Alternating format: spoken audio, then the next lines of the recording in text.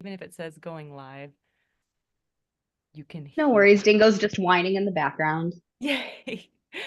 And it goes like echoey. So we'll wait a second. Okay. See if it, there we go. Okay. Even if it Yeah, I says don't know going why. live. There we go. Okay.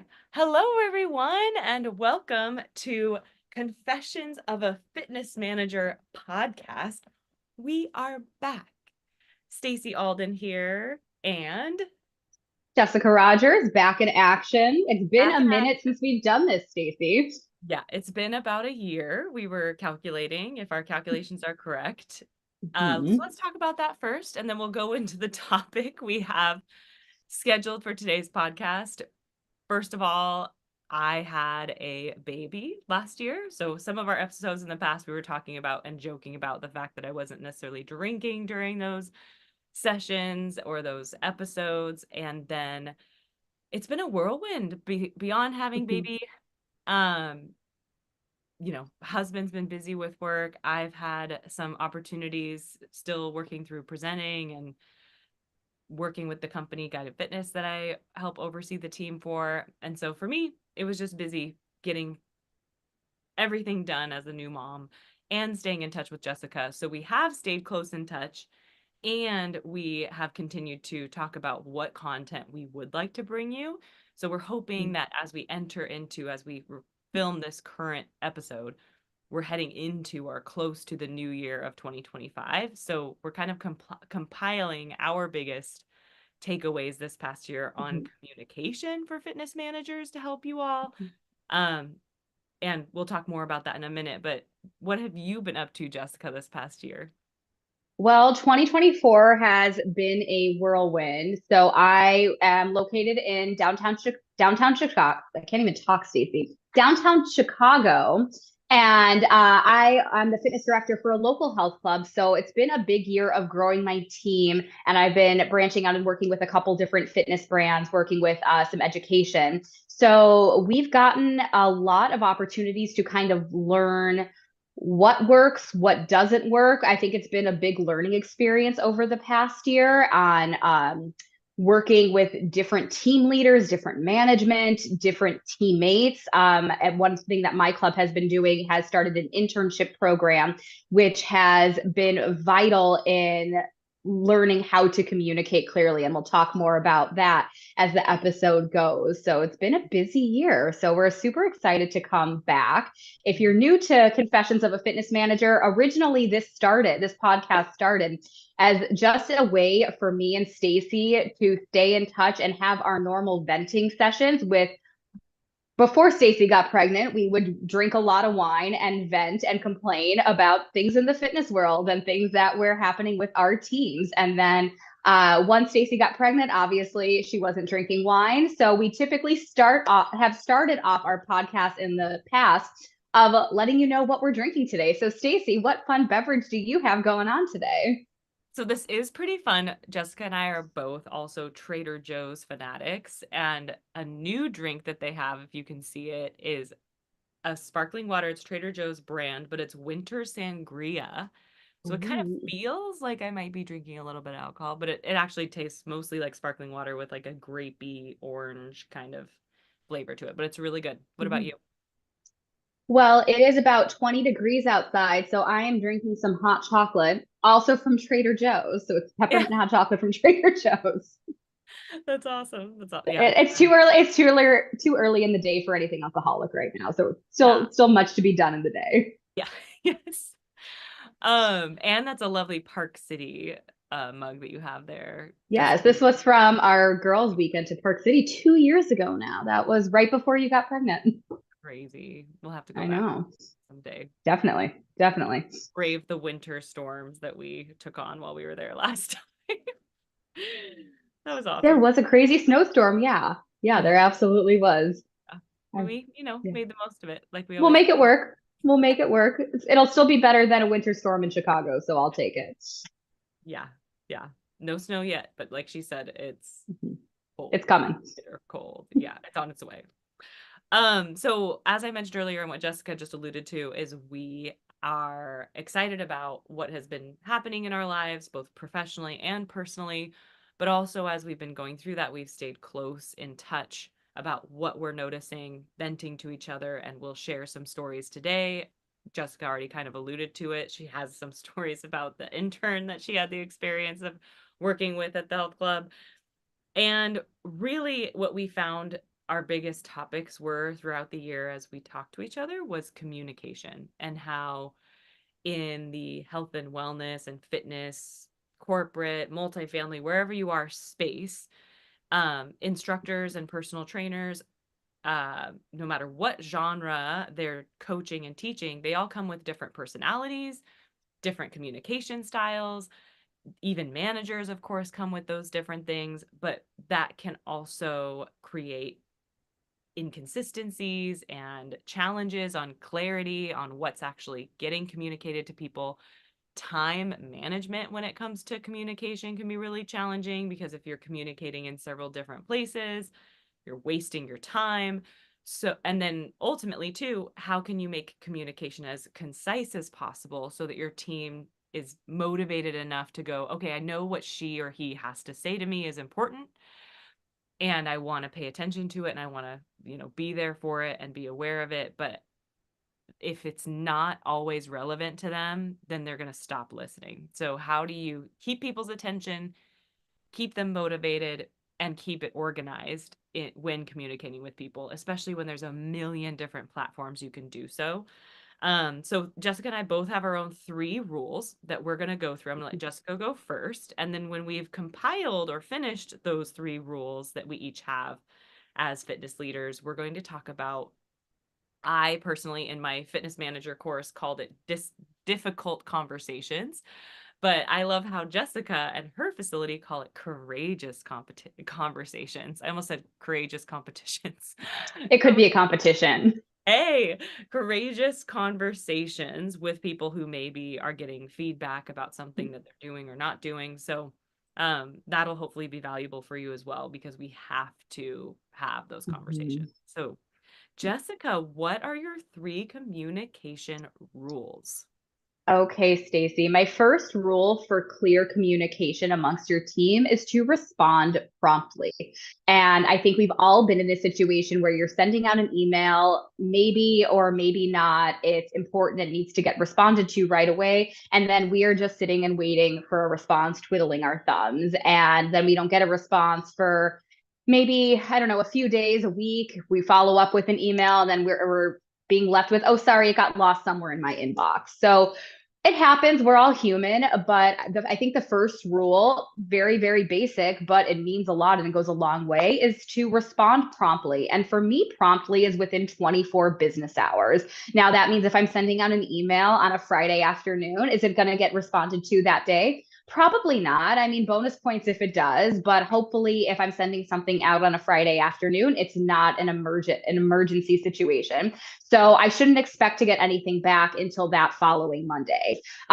So it's a little bit different if someone is on vacation, or especially this time of year, the holidays are around and people are just taking time off. Their schedules are different. So you're still expecting to get an email responded to you in a timely fashion, but it's not happening because you don't know if that person is in the office. Are they on vacation? So if you cannot respond in a timely fashion because you're out sick or you're on vacation, put an out of office message on that lets you know when you're be coming back and responding to emails. So if I'm going on vacation and I'm going to be gone Monday through Friday, I'll let them know I'll be back in the office the following Monday, and we'll be responding to emails that coming Tuesday. So that'll give them a little bit of a time frame to work with, so that way they're just not sitting by the computer, worrying that I'm ignoring their messages or it got buried somewhere in their inbox. So just respond promptly. Or if you can't respond promptly, maybe it's an email that requires a little bit more thought and you don't have a direct answer at that time. Let them know, hey, I received your email. I need to go talk it over with my team, my manager. I need to get some more information before I can respond appropriately. So I'll get back to you by this date, this time.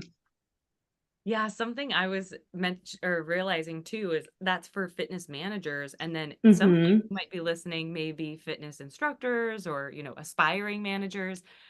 And with Guided Fitness, we're a remote company. So if you Hmm. don't respond to me or let me know, whether it's Thanksgiving week, I had interviews Thanksgiving week, Monday of Thanksgiving week, and then I would go a week and a half without hearing someone. I didn't hire people based on that because I wasn't not A, I wasn't hearing back.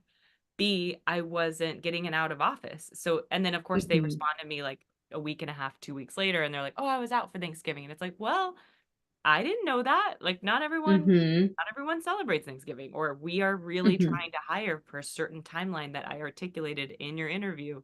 You obviously didn't care enough about that to Hmm. be quick about it. So it just foreshadows for me when hiring. It's bad, puts a bad Yeah. taste in my mouth. So I'm so glad. Yeah, you're so right. Promptness Hmm. is so. Yeah, I just had a situation, and Stacey, you and I had talked about this, where one of the fitness companies that I worked for as a consultant essentially, and they asked me to go to a location for their team, and I initially agreed to it. Few weeks went by, hadn't heard anything, so I reached back out to let them know, is this still on? Because I need to buy a plane ticket. If so, I need to get a hotel, and they didn't respond until way later, so I wasn't able to go. So it's unfortunate, but just keeping the lines of communication clear, Mhm, let someone know when you will be responding to them, and respond promptly so that way you can move on with your day. mhm. Exactly. Exactly. What's your next Yeah. one, Jessica? Okay, my next one is, I think, one that we can all appreciate is, don't schedule a meeting when it could be an email. And Stacey, I know you love this one as much as I do, because there is nothing worse than hopping on a Zoom call, or even going to an in-person meeting if you are a team that works in person, and just sitting there with your eyes glazed over, just wondering what the heck you are doing in this meeting. So if you are going to schedule a meeting, make the content important enough to be a meeting. Otherwise, send it through email. I Mhm, just had to do a meeting, a Zoom call, and I was expecting it to be very informative. And essentially, it was a go around the room of, do you have this equipment at your facility? Do you have this equipment at your facility? Yes. Okay, great. You need this equipment at your facility. That could have been an email. I didn't need to give up a half hour of my day to sit and listen to this meeting of all these different team members about what equipment they have at their facility. And It's utilize not productive. no, and utilizing tools. You could totally have done like a Hmm. Survey Monkey or a Google form where Hmm. people fill in, like you just say, "Do you have it? Yes or no." It could be like questions that people could Yep, answer. If you need to give quick absolutely. pieces of feedback and you don't have time to like check your email on everyone, Yep. or like we were talking about, even if they wanted you to learn a certain thing, just do a short video and Send a video, yeah. That, because that was the reason why that they had sent it. That was the original purpose of this particular meeting, was they wanted to make sure everyone was on the same page with learning how to use this piece of equipment. And so once everyone had disclosed if they actually have this piece of equipment or not, there was never any actual training on, this is how you use it. It was, well, you need to learn how to use it. Well, isn't that what this meeting is for? To learn how to use it. So that's when an email can make a lot of sense, because the person running the meeting can just film a little snippet of 2 minutes or less. This is how you use this equipment, and then send it to the whole team, so you don't have to bring everyone on board to give up time for a meeting. And with that being said, depending on where you're working at, you also keep in the back of your head, you may or may not get paid for this meeting if you're actually asked to participate. I know certain health clubs, gyms, if you are an employee, hopefully they should be paying you. But if you're an independent contractor, we're going into a whole different episode here of a podcast, Stacy. But if you're an independent contractor, know whether or not you'll get paid for these additional meetings. Mhm. Yeah, and yeah, ask those questions, and then if you're not paid, then you can just say, "Oh, well, I won't be able to make it in real time, but Mhm. I'll catch the recording." Send Or it in an email. yeah, yeah, exactly. Yeah. Perfect. Yeah. Perfect. What's your third one, Jessica? Okay, my third rule for clear communication is clarity and follow up. So, whatever piece of feedback, whatever communication you are trying to give to your team, make it clear. So if you're giving someone in-person feedback, like maybe you just had taken an instructor's class and you want to let them know what you observed, both positive and constructive feedback, make it clear. And Stacy's going to go into a little bit more in detail with this. And then also follow up in written communication as well. So just be very clear as to what you observed, what you are giving them feedback on, and put it in writing is the key, so that way they can look back to that as a reference point later on, so that way you'll never run into an issue of, you never told me that, how was Yeah. I supposed to know, you didn't tell me that. Yeah, because timing wise, after, and we'll talk about this, like you said, in courageous conversations, but when we get to that point, recognizing that the timing of a lot of the time you might be approaching them after a session or a class to Mm-hmm. give them feedback, and they're in this interesting mindset of like they're kind of on a high that they just finished class or the session and they know Mm-hmm. you were there, so they're looking forward to hearing, positive and constructive feedback, but Mm-hmm. their ears just aren't as open as we may want Mm-hmm. them to be. And so that follow up is just great, a reference for them and a reference for you, which is really Mm-hmm. great. Absolutely. Love that. And yeah, clarity is something I've recognized in working with a remote team, that sometimes I recognize I'm like, I have this email has three important bullet points in it. I need to like break it up or try to make it really, Mm-hmm. because people's attention spans are so fast. Yeah. Like a paragraph Mm-hmm. becomes, I feel like we're all becoming dyslexic in a slight, like in a little bit of a way. Like, I feel like I'm seeing more and more of just people picking out certain words that they yeah. noticed without actually Hmm. learning and Yeah. absorbing the information that you gave them. Yeah. 100%. 100%. Yeah. Um, So, what are your three rules for communication, Stacy? yes. My first rule is, and this is, I think, my biggest one. If I were to put like my highest, most important piece of communication for any leader who oversees multiple people who do multiple things, is to make sure whatever communication you're sending out is specific to the audience that you're communicating with. So, what I see a lot of the time as a mistake in the fitness industry specifically is, let's say, for example, this is like the most common example. Someone is not putting the batteries back in the microphone or plugging in the microphone, whatever it is that needs to be recharged in order for the next instructor to have a successful class. You can, I think, through the process of elimination, determine who that person is, or within a pocket Mm-hmm. of time, what group of people might need to know this information, versus sending a communication out to the entire team. Mm-hmm. Everyone make sure that you're plugging in the microphone, saying specifically, doing some investigation to figure out who specifically might not be plugging Mm-hmm. that microphone in or doing that task, and then sending it specifically to that group of people. The reason behind this, the importance of this communication, you might think, oh, I just killed a million birds with one stone by sending it to everybody. What happens is the people who don't need to know this take it the most seriously. So the Yeah. people, yeah, the people who are always charging the microphone, who are doing it perfectly, they're the ones you're going to hear back from going, wait, what? Me? I'm confident I'm plugging in the microphone. You're like, I'm not talking to you. So those poor And then people, it's like, well, then why are you sending me this email if you're not yeah, talking to me? yeah, why did you send it to me? So they get hurt. And then the people who need to read the message, they go, oh, this went out to everyone. So it's not me. Like they're the ones who actually, so the communication doesn't even reach the person you need it to reach. Mm-hmm. So making it as specific as possible is going to be valuable for everybody and actually accomplish what you're trying to accomplish. Mm-hmm. Also, without hurting the people who don't need to hear that communication. Mm-hmm.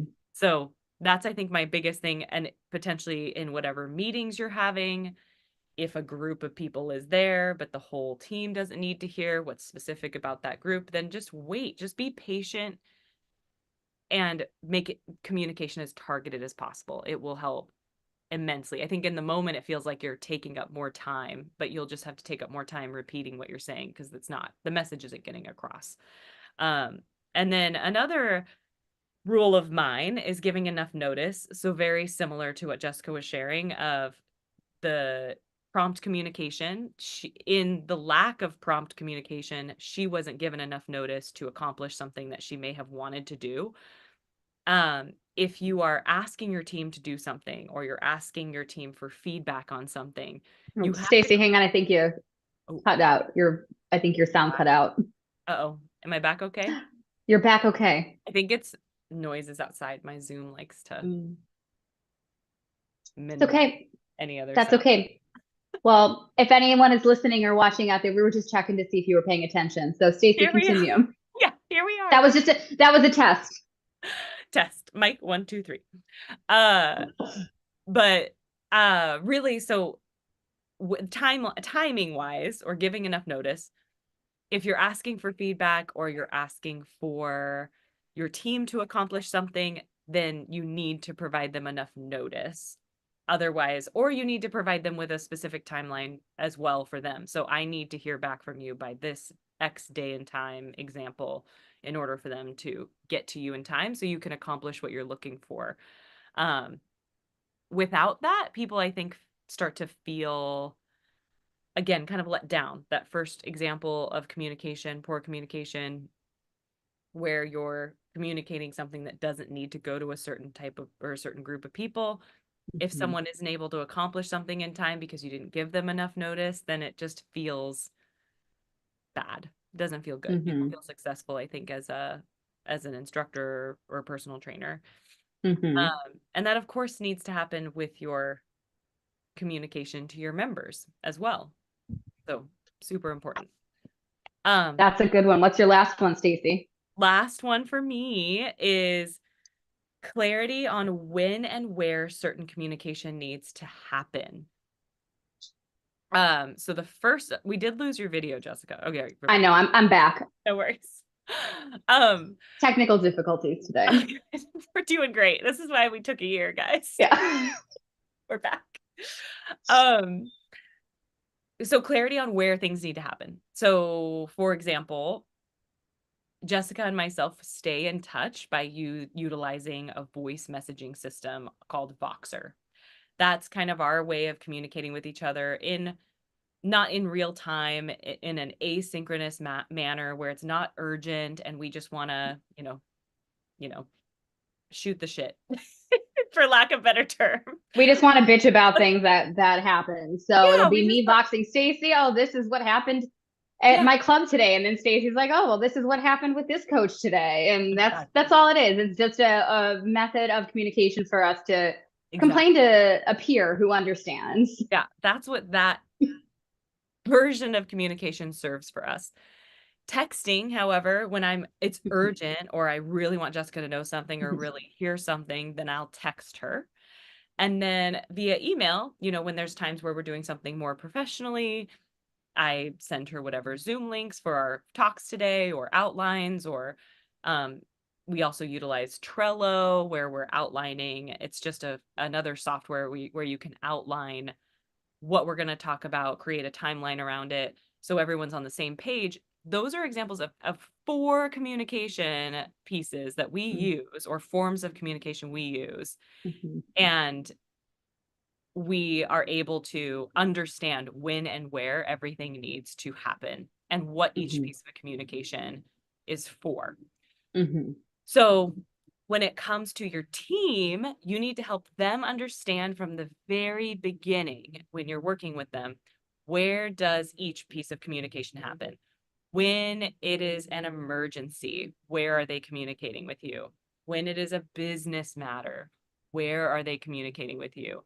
When it is a more, like I said, brainstorming type of communication, where are they communicating with you? Mhm. So hopefully that helps you, but make Mhm. sure you set those boundaries early on, because if you're getting texts from a team of instructors that are close to, 50 to 100 individuals who have varying schedules and needs, Mhm. you're never going to have a break and your job won't be sustainable. So Mhm. that's how much I would recommend. That's why I would recommend being really careful with where people are communicating. There shouldn't be any communication happening on Facebook Messenger or Mhm. Instagram Messenger. I've had people try to communicate with me there, but you have to put the kibosh on that quickly. Mm-hmm. And Um, I think to piggyback on what you were saying, Stacy, is also clearly defining with your team as what constitutes an emergency. So that way they know what they should be texting you on, calling you on versus emailing you on, because someone's definition of an emergency might be different than yours. Like if someone's like, oh, I'm going on vacation in 2 months, so I should find a sub. Well, that's mhm, not an emergency. mhm, So just being very exactly. clear on Yeah. what an emergency is and what they should do in that emergency. And that's perfect. Those expectations of like processes and procedures ahead of time, Mm-hmm. it'll just save Mm-hmm. everyone so much time. Mm-hmm. Are we ready to talk about courageous conversations? Let's talk about courageous conversations. And after we're, just so you stay listening, after we're done talking through these courageous conversations, Jess is going to tell us a really fun story. Oh yeah, Because we, you don't want to miss this. This is going to be about my intern from hell. because So I can have a whole podcast just on the intern from hell, and I think it would just get a million listens because it's that entertaining. So after courageous conversation, stay tuned. done. Yes. Yes. So really courageous conversations are, if we can preface them like what they are, it's an example would be having to, because it is important to have these conversations. They're hard Mhm, sometimes. That's why I say they're difficult, because they can be, mhm, but they do take courage, and they are important for your team to know what's going on and how to improve, and for yourself as a leader to practice. So when doing so, I'll throw a couple of my pieces of feedback for you when you're giving these conversations. Really, these 4 bullet points or rules we have around it um, are meant to be a way for you to accomplish something with these mhm, conversations. Because otherwise, let's say you do them, but you don't follow these 4 steps or outlines, then you might not see the results that you want to, and it'll be a uncomfortable conversation that really didn't go anywhere.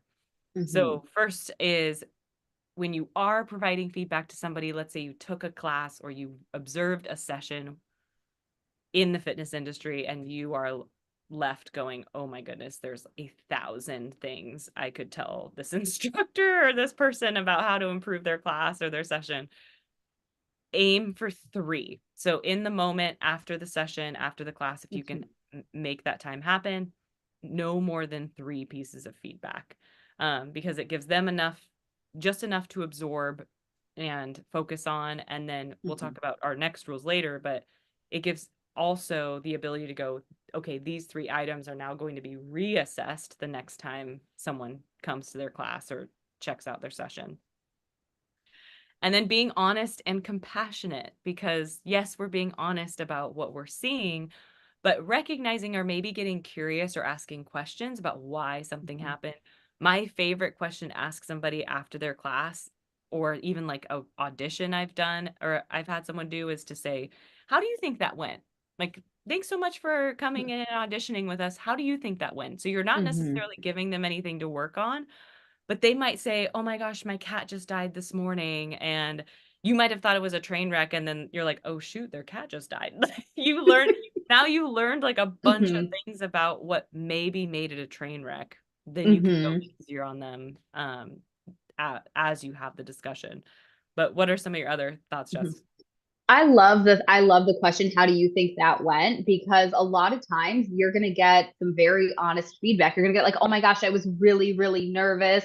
My voice was shaking and I couldn't get the music to work. And you're like, yeah, I noticed that too. But, I'm not going to point that out. We want to give them a little bit of grace. And sometimes you'll get the complete opposite where you're like, that was great. Yeah. You'll hear that instructor be like, that was great. And then that's just like, that's where you might want to ask a little bit of follow-up questions.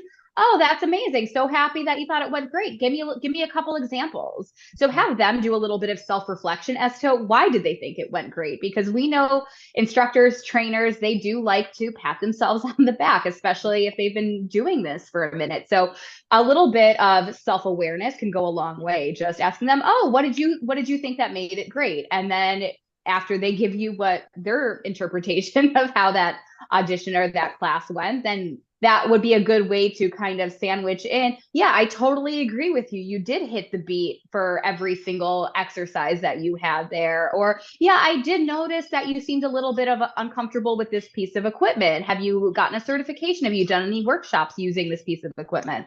Just to kind of continue to ask some follow-up questions can really go a long way to help you and them figure out what went well and what didn't go well.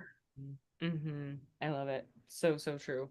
And then you have some good points, Jessica, for these courageous conversations on um, writing, the importance of putting things in writing, Mm-hmm. and then the timeline or Mm-hmm.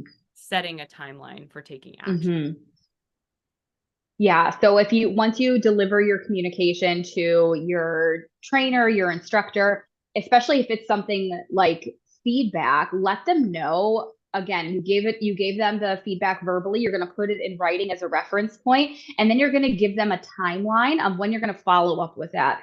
I'm going to take your class again in 2 months so we can see how you've been working on teaching the warm up or whatever it is that they're doing. I'm going to observe your next session in 3 weeks with this client to see how you're working on your communication with that client, whatever it is. So that way they know what to expect and they're prepared. So that way they don't come back in a month and it's like, shoot, Stacy's in my class again. What did I do this time? So that way they know they have a goal to work on and they know that, we're watching.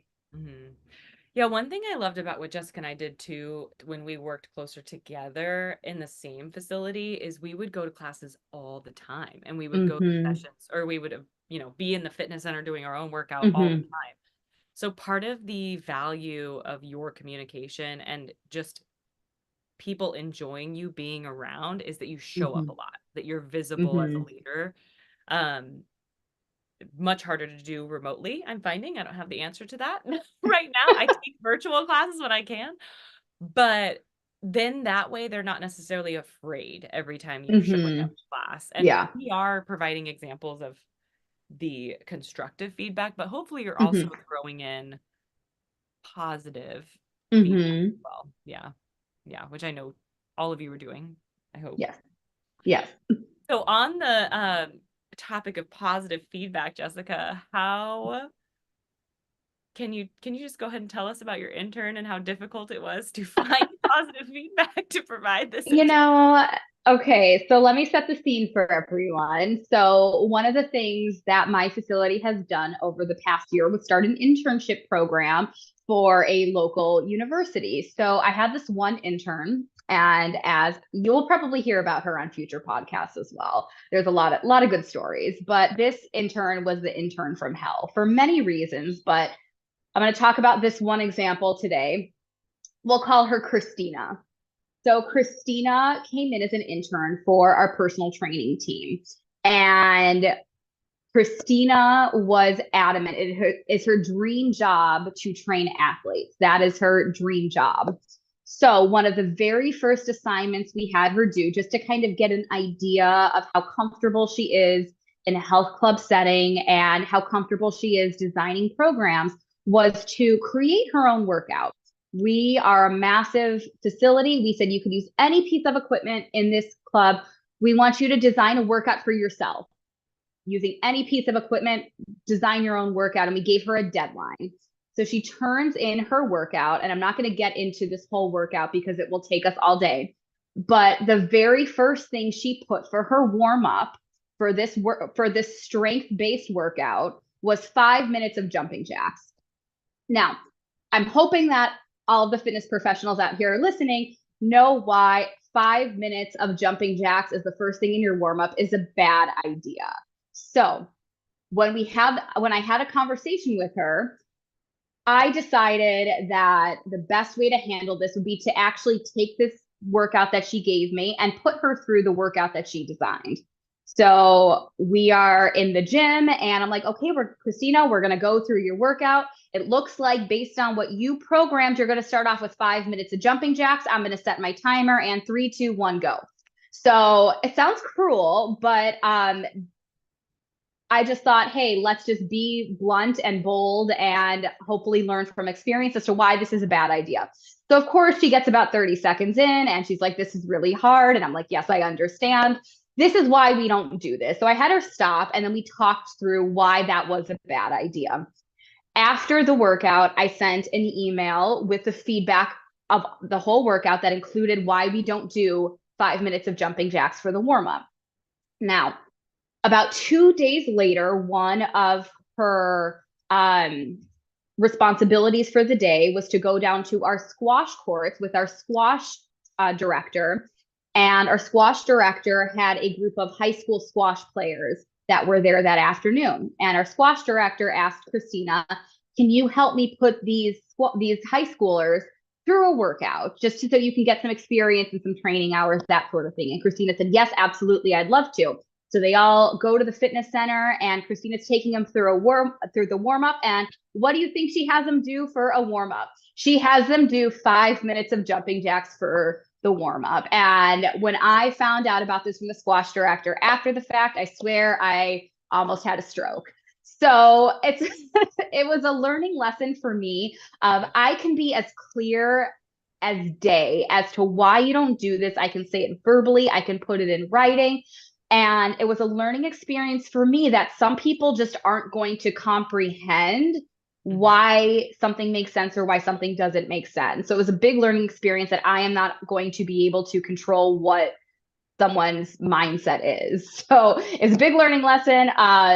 But with poor Christina, yeah, she was a hot mess. She was a hot mess. There was no communicating with this particular intern. So if you don't take anything away from this podcast, don't do jumping jacks for 5 minutes for your warm up. Oh man. Yeah. Yeah. It's so funny just hearing you recap it. And in the moment, I remember, again, like I said earlier, Jessica and I stay communication regularly, and I'm always listening to Jessica. I'm not always in real time listening to her, but I remember laughing out loud when you were like, guess what happened? I learned that she did it again. And there were many other instances for this specific individual where you would say one thing and she would do a complete other.